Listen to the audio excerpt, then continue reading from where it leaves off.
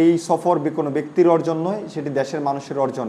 আজকে মহান জাতীয় সংসদে প্রধানমন্ত্রীকে ধন্যবাদ জানানো হয়েছে। পুরো ক্রেডিটটাই বাংলাদেশের জনগণকে দিয়েছেন। মালয়েশিয়ার প্রধানমন্ত্রী যেভাবে বাংলাদেশের প্রধানমন্ত্রীকে গ্রহণ করেছেন, আমার বন্ধু মহা জাদু জানে সেই গানে তাদেরকে বাংলাদেশের প্রধানমন্ত্রীকে যেভাবে ওয়েলকাম করেছেন, এটা আমাদের সবার হৃদয় ছুঁয়েছে।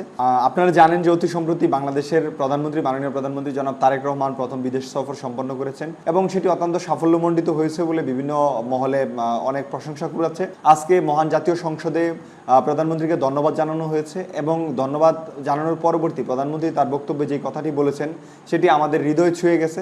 তিনি বলেছেন যে এই সফর কোনো ব্যক্তির অর্জন নয়, সেটি দেশের মানুষের অর্জন। এবং তিনি যে সবসময় বলেন যে সবার আগে বাংলাদেশ এবং বাংলাদেশ ফার্স্ট, সেই নীতি আমরা দেখতে পাচ্ছি।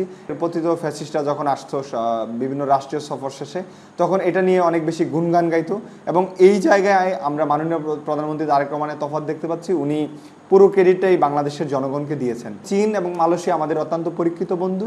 আপনারা দেখতে পাচ্ছেন যে আমাদের চীনে যখন তিনি গিয়েছেন, সেখানে চীনের প্রধানমন্ত্রী এবং চীনের প্রেসিডেন্ট দুইজনের সাথেই তিনি সাক্ষাৎ করেছেন এবং সেই সাক্ষাৎ অত্যন্ত ফলপ্রসূ হয়েছে। প্রেসিডেন্ট জিয়াউর রহমানের আমলে চীনের সাথে যে সম্পর্ক স্থাপিত হয়েছিল, সেটি দেশনেত্রী বেগম খালেদা জিয়ার মাধ্যমে এগিয়ে গিয়েছিল এবং তার পরবর্তী সময়ে তারেক রহমান সেটিকে এগিয়ে নিয়ে যাচ্ছেন এবং চীনের প্রেসিডেন্ট কিন্তু সেটি স্বীকার করেছেন এবং বাংলাদেশকে অকৃত্রিম বন্ধু বলে তিনি বলেছেন।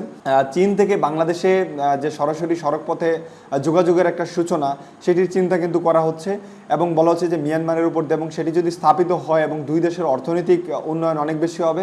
আমরা অতি সম্প্রতি বিএনপির তরুণ প্রতিনিধি দল চীন সফর করে এসেছি এবং আমিও সেই সফরের অংশ ছিলাম এবং চীনের যে উন্নয়ন, দর্শন এবং প্রযুক্তি উন্নয়ন, সেটি আমরা দেখেছি এবং সেই জায়গাতে আমরা অনেক বেশি লাভবান হতে পারি।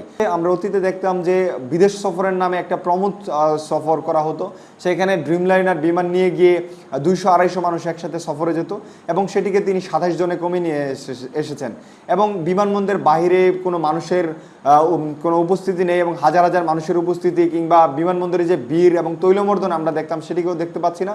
সাধারণ যাত্রীদের সাথে তিনি গিয়েছেন। তো সব মিলে এই সফরের ওনার প্রতিটি পদক্ষেপ, প্রতিটি পদচারণা আমাদের দেশের মানুষের হৃদয় ছুঁয়েছে।